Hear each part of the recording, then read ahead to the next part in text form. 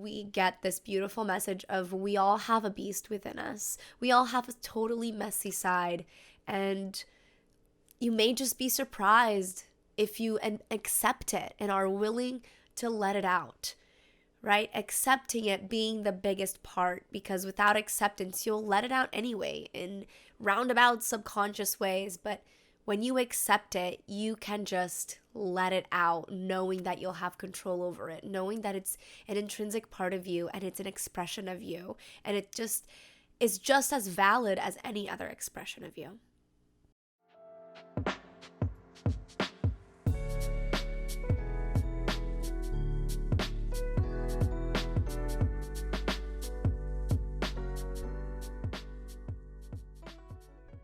Hello, and welcome back to Embodying Mystical Mac. If you are new here, thank you so much for joining. If you are returning, thank you so much as well. Today, we're going to be talking about my new favorite movie, and I have been told by my partner that I have hard recency bias when it comes to kids' movies, but I have literally watched this movie over and over, and every time I watch it, I cannot help myself but emote the same amount, which is just absolutely crazy to me.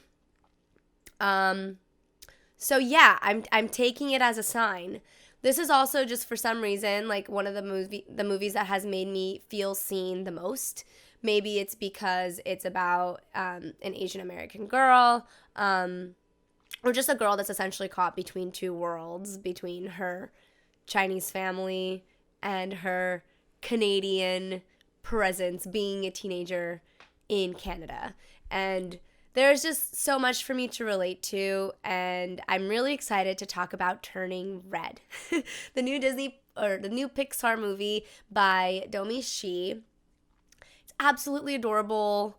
Today, if you are watching as opposed to listening, you've noticed I've got my purple hair clips to represent Abby, one of the besties. I've got a green bracelet to represent Miriam, one of the besties. I've got my gold hoops in to represent Priya, and of course some red lipstick for May May. I've got a little bit of a teal situation going on my eyeshadow to represent the ancestors, right? Her grandmother, her aunts and cousins, and her mother. They all wear this sort of jade teal tone in clothing. And then, of course, some Sailor Moon t-shirt to just sell the whole vibe, because I know that Domi Shi was highly influenced by Sailor Moon, and so was I. So we're representing. Let's get talking about Turning Red. If I cough a little bit, I'm getting over a little bit of a head cold. Do not fret.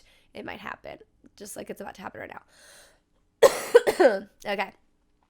First, I'm going to give a spoiler-free review, and then I will go into the details that I took some notes on that I thought were really cute and sweet for whatever reason. So I just love the idea, and then, of course, the execution overall. Turning Red is a story about this girl that feels like she has her life together at 13, right? Seems so silly to say, but she does. She feels like she's got her life together. She's this honor student. She's got it all going on, and all of a sudden, as Domi Shi likes to say, magical puberty hits. She discovers that she has this crazy ability lent to her by her ancestor, Sun Yi, to turn into a red panda, a giant red panda, whenever she feels any sort of heightened emotion. Now, you can imagine that for a teenager, that's pretty damn often. So, herein lies her challenge. Overall, it's a really awesome depiction of what it is to be a 13-year-old girl, between the weirdness of starting her period, though we never actually see that happen, that gets talked about, to just this idea that you can have these crazy crushes that feel like they're out of this world, and your emotions and your likes and dislikes are just shifting and changing all around you so rapidly without you even really fully realizing it. And then, of course, like, you add this magical element that ties in generational trauma and accepting yourself with everything, including the beast within you, including the messy sides and the ugly sides. making room for it, as one of the beautiful lines delivered by Jin May's dad in the movie says. It's not about rejecting those things, it's about making room for them. So that's the overall message of this movie, is through this teenage girl's journey of friendship and self-acceptance and healing generational trauma, we get this beautiful message of we all have a beast within us. We all have a totally messy side, and you may just be surprised if you accept it and are willing to let it out, right? Accepting it being the biggest part, because without acceptance, you'll let it out anyway in roundabout subconscious ways. But when you accept it, you can just let it out, knowing that you'll have control over it, knowing that it's an intrinsic part of you and it's an expression of you, and it just is just as valid as any other expression of you. I highly recommend, especially if you were growing up around the early 2000s, like the references are just gold. If you loved anime, there's a lot of homage to anime. And if you're just down for a sweet ride of a movie where you feel a lot, and for me, I just end up being grateful that something like that exists. This is the movie for you. So Turning Red, find it on Disney Plus. I highly recommend watching the documentary Embracing the Panda right after that. It is a documentary about the making of Turning Red. It's all just so awesome. So check it out. This concludes our spoiler-free review, and now we're going into my more detailed thoughts. So, as I said before, I love... Spoilers ahead, because I didn't say that outright. I love the idea and the execution overall. I really felt that we needed more real depictions of what it is to be a girl going through puberty. There's absolutely no shade to boys or transgender girls out there that maybe didn't experience puberty in the way that cis girls did experience it, or have experienced it, or going to experience it. It's just one of those things where, I believe we need more trans representation out there, some authentic trans representation. And I also believe that we need more authentic what it is to be a teenage girl, a cis teenage girl going through puberty. Because oftentimes menstruation is touched upon with such a weird lens, and just such a weird, through such a weird perspective of this thing that we should be afraid of, or we should be disgusted by, or whatever. And I love how in the movie, Ming, lets her know that it is a common thing that happens. It's normal, all this stuff. Now, never mind the fact that Ming has not built the relationship with her daughter to foster honest communication, and I will get into that. But it's just the way that it's broached, without shame, without anything but just understanding and a desire to explain for May's better understanding. That's awesome. And yeah, Ming is a helicopter parent and goes about it the totally wrong way, but it's cool that the movie was willing to just talk about it and not be weird. What was weird was the way Ming approached anything when it comes to May, not necessarily the way that she approached periods, I really like that. That's really nice. I love the fact, so I said the sisterhood in her friends is so pure and inspiring. I myself didn't necessarily have that through line from middle school to high school. I had the same friends, but I did find myself with really awesome friends between both in middle school and then again in high school. And if I hadn't had those 1 to 2, sometimes 3 major friends, most of the time it was I was really close with one person, and that person brought another person into the group kind of thing. But regardless, without those key people, it would have been so much harder. And even better, this movie goes beyond this and gives us each incredibly unique friend to root for, right? Each of them are so unique in their right. Abby is this super hyperactive, protector, excitable, literally gives no fucks what anybody thinks. Priya is this super chill, but also able to get down and rally and have a great time, but her demeanor overall is just kind of deadpan and chill, and she's into the vampire novels. Twilight fans, anybody? Yeah, me too. You know, she's the bi one, which that was super fun. That very short but very impactful scene where May gets her to dance with that goth girl who guessed mortality when Priya was doing charades. And of course, like, I deduce that she's bi because, as we know, she has a thing for Jesse from Four Town. So it's that was super cool. Priya, like the more level-headed, chilled out. Yeah, that was awesome. I love it. Into darker stuff.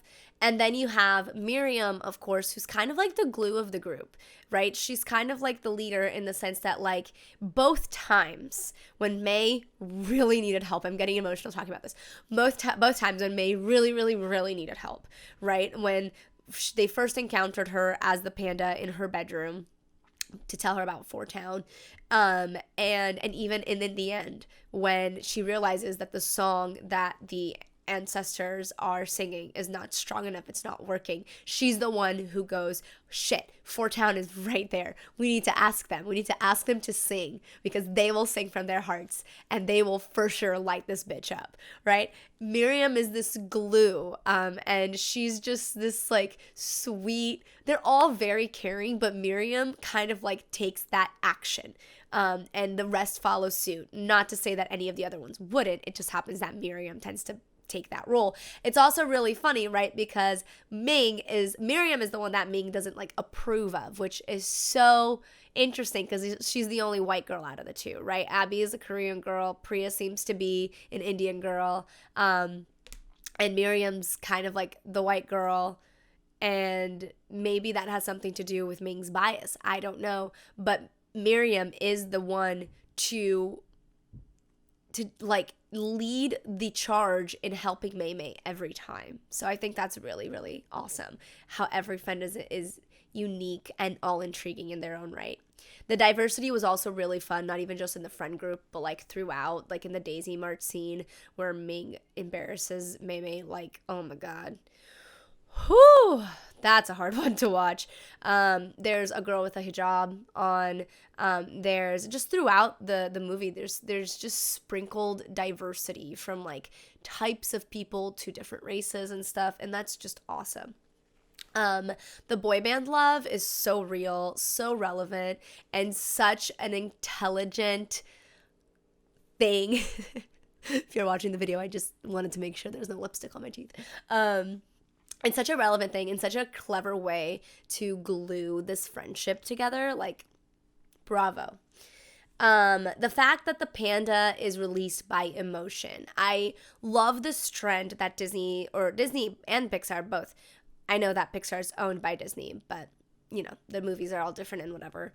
I love this trend that we're going on ever since Inside Out to really dive into emotions, to really dive into not only feeling our emotions fully, but fully accepting them. And this movie just takes it a step further and then couples it with this idea of being a raging hormonal teenage girl. It's absolutely freaking brilliant. And we're not only learning to embrace our strong feelings, we're learning to harness them, right? Because that's the whole point. Sun Yi wasn't given this gift so that she could just go nuts at any time. She was given this gift so that she could learn to very clearly, intentionally harness her emotions into this amazing phenomenon that is being able to become a giant red panda. And not to mention that the stronger the emotion, and I'm sure the longer one is working with the red panda spirit, the more evolved that transformation can be. So like, for example, Ming turned into a giant version of her own red panda at the end of the movie, right? Basically Mingzilla. I think that's what the art of turning red, the book that talks about all the art in the movie. I want to buy it, but it's out of stock right now. So, but it's essentially like comparing her to Godzilla. She turns into Mingzilla. And when she is doing the ritual where they're already in the bamboo forest and she walks through the mirror and her panda spirit leaves, you notice it's not that big. It's like, yeah, it's bigger than all of her other ancestors, all of her other sisters and her moms and May's, but it's not as big as when we saw it when she turned into Mingzilla. And my belief for that is there's a parallel in the story of Sun Yi earlier in the movie, right? When Ming is telling May why this happened to her, and the story of Sun Yi and how she got blessed with the red panda spirit. And there is a tapestry drawing where Sun Yi is like towering over armies. So this ability to harness emotions so strong, I believe, is one that any of these women that were blessed with this gift can display. There has to be a lot of emotion harnessed into that. And when Ming's charm, when her amulet broke, or when her spiritual vessel, right, for the red panda spirit broke, it broke because she went into such a rage. And that rage wasn't only there because Mei Mei disobeyed her and embarrassed her in front of her own mother and her family. It was also a rage that she'd been holding on to for a long time. It's the rage that was covering up the deep grief that we saw from her in the bamboo forest when Mei finds her as a teenager. This rage that all she wants to do is be a good daughter. All she wants to do is be this perfect light and joy for her mother and make her proud. And she's incredibly angry and disappointed with herself for having hurt her mother. And then now to have Mei Mei hurt her, it's compounded. So she turns into this giant version of the red panda because of all of these pent-up emotions, not to mention all of the generational trauma that she's been carrying up until that point because of the way that her family has learned to view the panda as of late, as this beast, as this unruly beast to be contained, as opposed to this incredible strength that, albeit very overwhelming and messy, is still a strength and a gift nonetheless.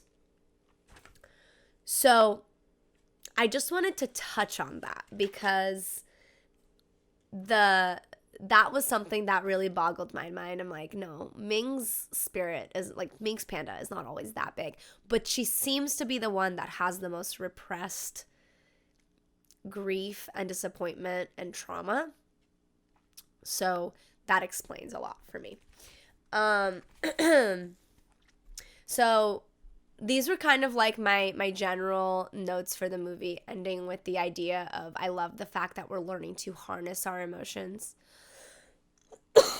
accept and harness, as opposed to, just kind of letting them loose. And the way that May ends up learning how to do that, right, is thinking about the love that her friends have for her, this unconditional acceptance that they give her, and that she in turn learns to give herself. One of the parts where they're doing the trigger test and she, it's like your second place spelling bee. And in her vision, in her mind, you have her friends just basically saying, like, you tried your hardest. You did such a good job. You spelled your butt off. And you have Abby, of course, going first place in our hearts with her awesome hyperactive inflections. And because of all that, May is able to go, they're right. I can accept myself. And there she goes, and she's calm again. So not only are we learning to accept our emotions, harness our emotions, we're learning how to do that. And it's by giving ourselves that unconditional love that hopefully the most important people in our lives give to us already. So moments that got me. Now we're just going to go through this list of little moments that got me in the movie. Yeah, so the first one is, when May changes into the panda when crying after hear her mom say, no one can see her like this. I never wanted this for her. It's truly heartbreaking because at this point we've only seen May like poof into a panda when she's been like really outraged or really embarrassed or really upset in like an angry sort of way. This is, the time when we're actually seeing her turn into the panda because she's really deeply, deeply sad. And that really hit me hard. Her self-worth is completely intertwined with her mom's opinion of her. And that's rough, man. That's really rough. That's not to say that her mom doesn't experience the exact same thing, right? So there's that generational trauma. So May being trapped in a room actually equals the physical representation of suppression. A physical representation of her having to suppress this very real, very primal part of her. That is the panda. That is her strong, very valid, very necessary, very normal teenage emotions. And her friend's acceptance, as I've said before, is the key to helping her harness her panda. The place she goes in her mind, she finds her friends and their acceptance for her, their love for her. That scene where they get them singing, where they get her singing "Nobody Like You" by Four Town, it's just, I cry every time because that is the power of true friendship, but not even just that. That's the power of true female friendship. Just feminine energy dominant friendships can be so damn healing. You don't have to be a woman necessarily to experience it. But it often happens in these really close female friendships.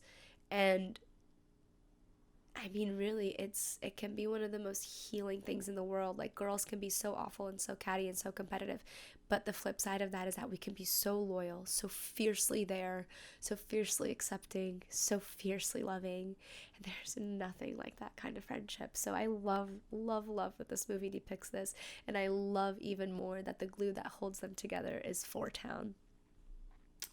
I love Dad coming in with the maybe we should trust her after May's amazing presentation about why she should go to Four Town, which, watching this movie like a third time, I realized she's wearing her mom's green blazer, which is awesome. There's a Four Town hat on the projector. She has like a little merch table off to the left. It's freaking genius. She's got the sparklers, like, oh my God, just awesome presentation. And I love how Dad is like actually looking at the pamphlet, actually considering it, and going, maybe we should trust her. Dad is the freaking voice of reason this whole time. This is something on the gyrations line. Gyrations are a natural and primal movement. We've been doing them since the beginning of time. It's great for your root chakra. And by the way, gyrating your hips is also part of how you help open yourself up for birth. So there's nothing more freaking pure than a gyration, Ming. It's really sad how Mei can't be honest with her mom at all because her mom just very readily just completely rejects what she doesn't understand. It's very sad, and it's really sad. It's very reminiscent of, I'm sure, Ming's relationship with her mom. And it just creates for, like I mentioned earlier, just not a mother-daughter relationship where honesty can truly blossom. So, let's keep going. I don't necessarily, okay, when I say I love this, it's not necessarily like, oh yes, I promote that we all think like this, but rather, I love that the movie chose to give us this perspective that is very, very, very, very, very reminiscent of the kind of perspective of when we're teenagers and our parents don't let us do something that we feel we are trustworthy enough to do. Especially when you're the kinds of kids that these girls seem to be, which they do their homework, They care about the environment. They're sweet girls. Like, they're just trying to do their best. They're just trying to have a good time. And their parents are all super annoying about Town, as opposed to giving them tools to do it in a way where it's, there's trust and they're safe and all that stuff. They just go with no, except for Miriam's parents, which they might as well say no because they're telling her she has to buy her own ticket. And as she says, like, what kind of kid has $200 to just spare? So in a way, they are barring her from going because they're basically going like, well, fine, but you got to pay for it. Yeah. So of course, being the responsible girls that they are, being upset about this, May's line of, if they don't trust us anyway, then what's the point, is very freaking valid. And actually, just makes me think of, like, the way you model trust to your kids, the way you model how to be trustworthy, how to be honest, how to be real to your kids is by giving that trust, is by showing that trust, right?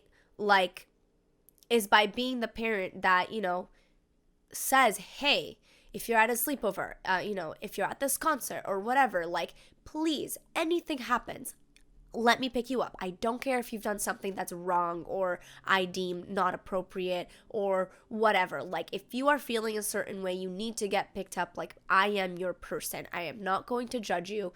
It's one thing to have a conversation about what's okay and what's not, but most of the time, if you have modeled trust from the moment they're a baby, and you have this open line of communication where you don't just reject absolutely everything that you don't know, you are open to their ideas, you are open to their likes, you are open to their tastes, you are open to the way that they are changing and becoming their own person, then they're going to know when they do something that isn't favorable, and they're probably going to want to tell you.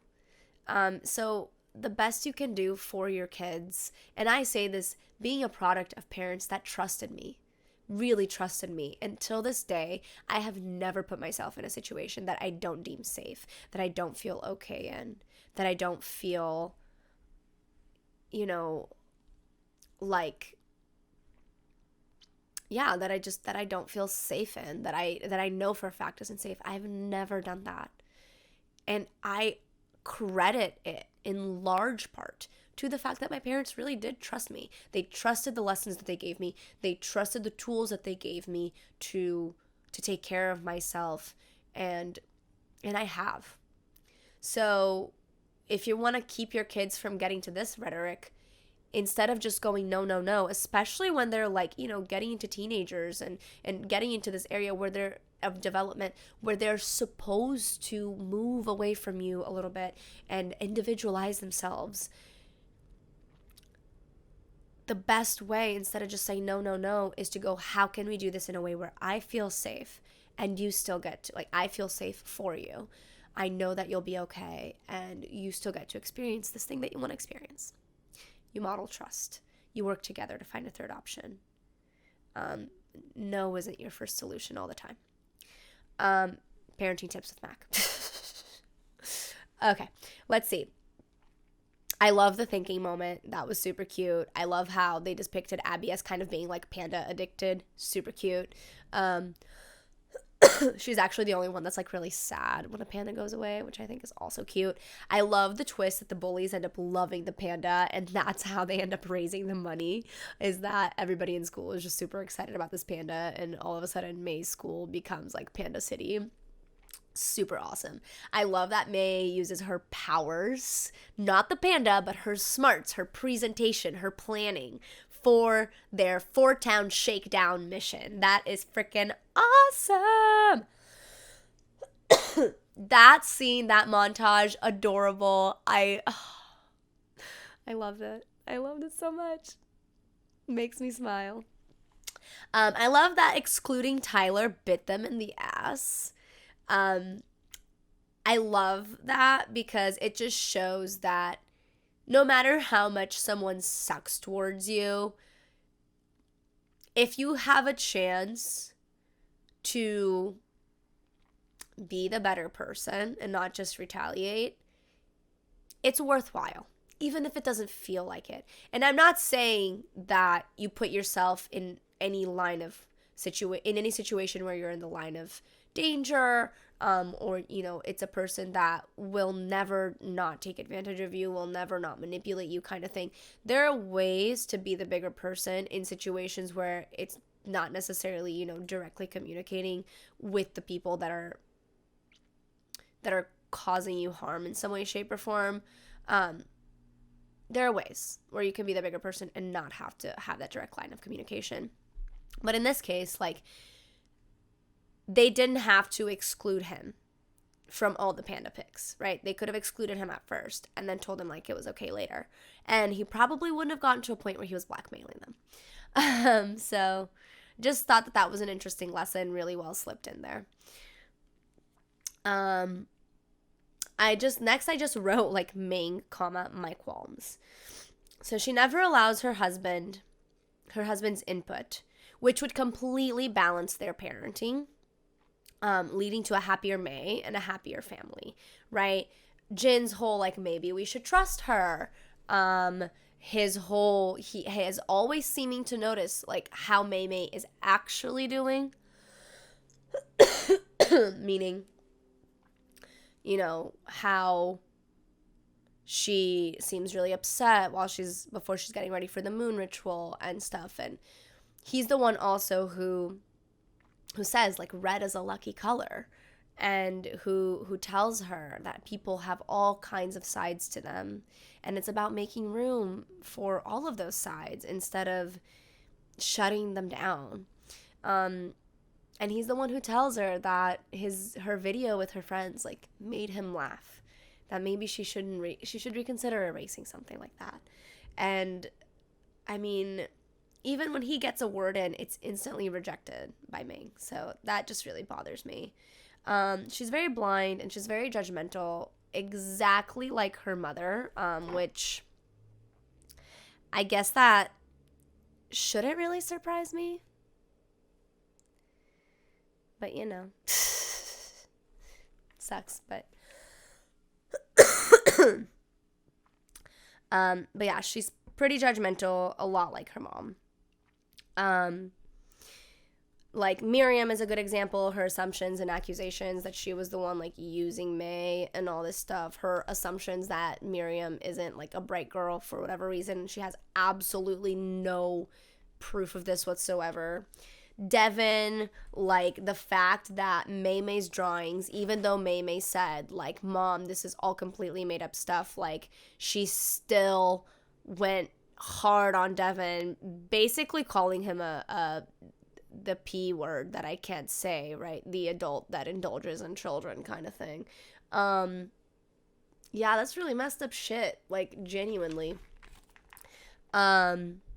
Yeah, like I said, she turned into her mom, which is not surprising, but still very disappointing. And she causes May to be really judgmental of herself, which she does apologize for later, which I think is a great, great, great take that the movie went with. I love that Dad saves the day with the people have their all kinds of sides, wisdom. I already said that, but still. Love Mr. Gao, the shaman. And I love that he emphasizes that it's really only required that they sing from the heart, but that her grandma's a little old school, which that was cute. Like, it just shows that, like being a shaman is really not a religious thing. It's more of like an energy, earthly, spirit sort of thing. And I love how he just, like, climbed those stadium stairs like a champ. That was awesome. Grandma calls the panda an unruly beast, disgracing Sun Yi and allowing for the splitting of their souls, which are intertwined with the panda, right? It's so interesting that the way that they have come to see the panda spirit is very disgraceful of the ancestor that they say they revere so much, Sun Yi. Without it, they literally wouldn't have been born, right? The village would have been pillaged and destroyed. And if Sun Yi hadn't endured because of this panda spirit, this whole family of women wouldn't exist. So that's really interesting to me that the grandma is so insistent on how much of a beast this is, when this beast nearly saved their family line. Even after the ritual, Ming is still blind, reaching for May as if May wants to do the ritual over to get rid of her panda, when she's literally hugging her tail and being so excited that her panda is still with her. Ming doesn't want to see. Ming's sisters and her mom could have helped her rein in her panda when she started to get really angry and her anger started to break apart the spiritual vessel even more, her pendant. They could have helped her rein it in, right? By being accepting, by being loving, by letting her know that her daughter's choices are not a direct representation of her, especially not in this time in her life where she's supposed to be making different choices from her parents. Instead, they helped release it by bringing all of the judgment that they always have, right? Further inflicting this generational trauma. Her husband, Jin, is the only one who tries to calm her or even notices that she's about to blow, which, go Jin. He's the true unsung hero of this movie. I swear to God. As May transforms to make her way to the Sky Dome, she actually sheds her ritual attire.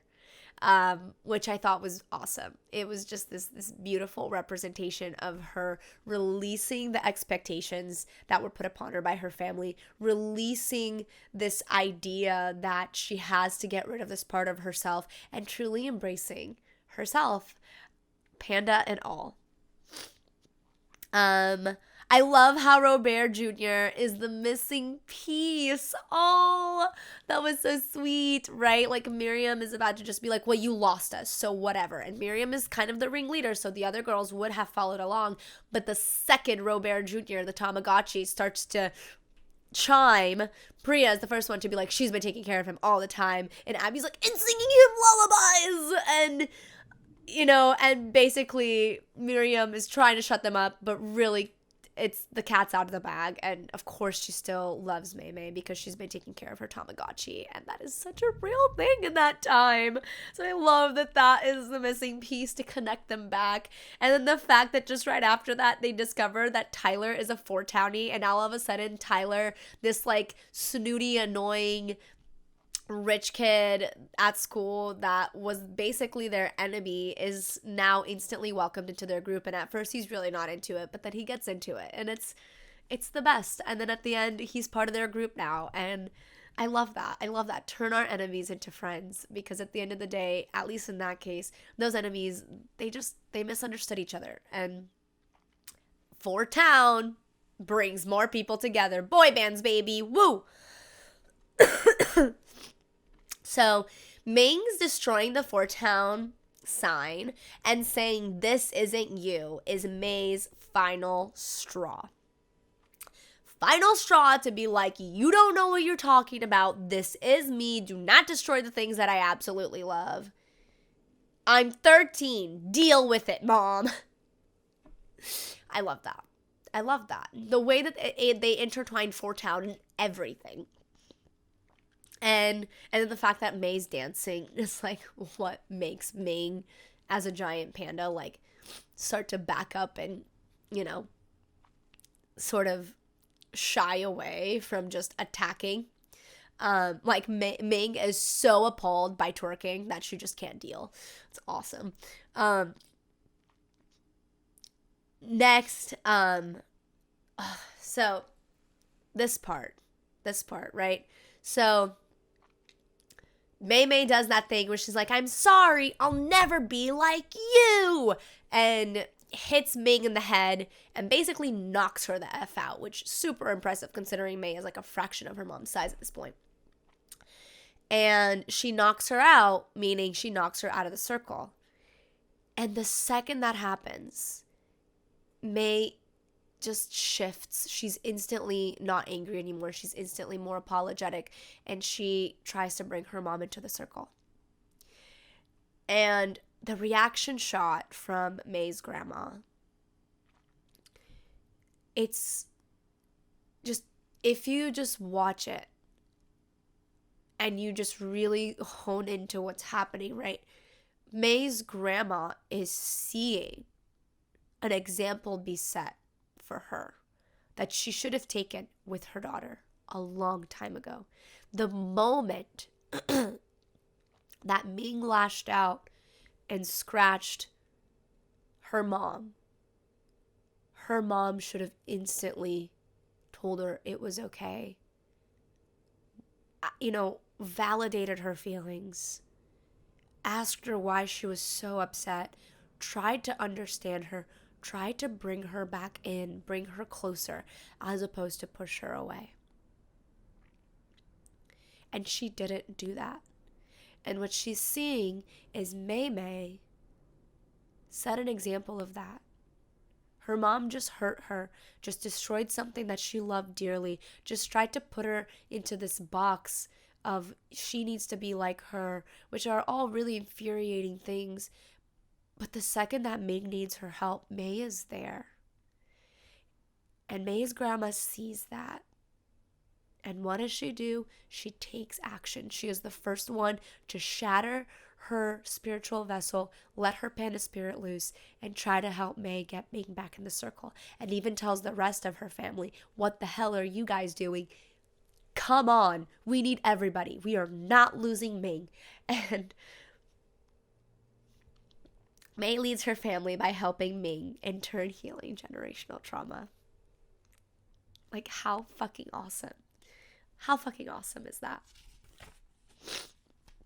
Of course, friends for the win, getting Four Town involved. The fact that you can hear the Cantonese chant alongside Four Town singing Nobody Like You. And then, of course, Mei is singing Nobody Like You while her family chants in Cantonese around her. Like, I love that. And I love that, of course, the boy bands that are literally meant to elicit these strong, strong emotions, and teenage girls are singing from their hearts, and they just blow a freaking astral portal out of this freaking world. It is awesome. Awesome, awesome, awesome. And of course, we're prepped for this because Mr. Gao said that all you have to do is sing from the heart. And who can sing from the heart better than freaking teenage girls when their heartthrobs are performing? Like, let's be real. Robert's tear is everything. He's the only one that like tears up when this happens. It's amazing. So I love that Mei helps her teenage mom heal. Ming is getting older progressively as they walk through the bamboo forest. Generational trauma, generational healing personified. I love that grandma apologizes in her own way. She's from a culture where I'm sure saying the words "I'm sorry" is probably quite difficult, especially when you're saying them to people that are younger than you. Because to respect your elders and to revere your elders is such a big thing in Asian cultures. As we see in this movie. Even so, Grandma apologizes in her own way. The second that Ming apologizes, she tells her that she doesn't have to, that she's her mother. And in that subtext, we get, I should have never pushed you away in the first place. I am your mother above all, and my job is to pull you closer, and I am sorry. And we get all of that in that little, shh, you don't have to apologize. I am your mother. Brilliant.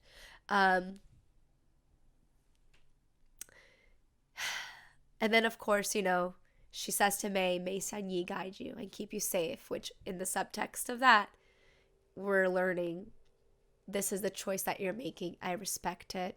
I trust you with it. And may our ancestor guide you forward. Absolutely brilliant. I'm super proud of Ming for finally seeing Mei Mei and how she hurt her and rectifying it. Telling her that if she is the one who taught her to be so hard on herself, that she's so sorry. And that she should not, what was the word that she actually used? She shouldn't hold back for anyone. And the further she goes, the prouder Ming will be. Yeah, that was really beautiful. I really feel like watching this movie heals so much generational trauma inside me that I genuinely don't even know like where it stems from or where it comes from. I just know that it does something on a cellular level for me, and those scenes are totally it. I love the shot where Mei is framed by Sun Yi's scarves.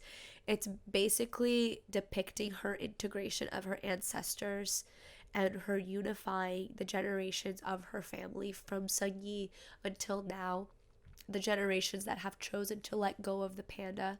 She's healed the generational trauma in this through line by being the first one to choose to go on this journey of embracing her panda. And that is beautifully depicted by her being surrounded, crowned even, by Sanyi's scarves once the mirror disappears and the red moon is gone. And when Mei Mei turns around and says, "I'm not going to regret this, am I?" Sun Yi just very readily welcomes Mei Mei home, which I thought was really freaking cool. I love that Jin is now helping with temple tours, which means he's more involved in the family in general, and Ming is actually welcoming it, which is great. I love that there's a clear turnaround where Ming welcomes Mei's friends for dinner, and they're all super excited, and she even treats them like she treats Mei Mei, being like, "Don't fill up on junk food," and it's to all of them this time, not just Mei Mei. Like, Ming is welcoming Mei for who she is by welcoming the people she chooses to surround herself with, and that is so freaking awesome. The inner beast monologue is absolutely perfect. It wraps up the movie so beautifully. And what a greater note to leave us on than to, we all have this inner beast, this super messy side, and we can keep it in, or we can choose to accept it and to let it out, just like Mei did. This movie is absolutely fantastic.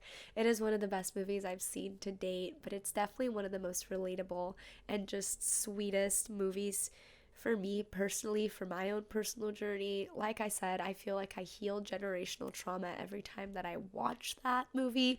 In spite of not knowing exactly where my generational trauma that I'm healing is coming from, I can just feel these tears are coming from the depths of my soul. And yeah. Thank you for watching or listening, whatever you chose to do. I'm really grateful. The social justice links are down below. My social media links are down below. I have a few episodes lined up and videos lined up, so stay tuned for those. Click like, click subscribe, follow the podcast if you're on a podcasting platform and you haven't yet, and I will catch you next time. Stay mystical, stay grounded, and embrace your panda.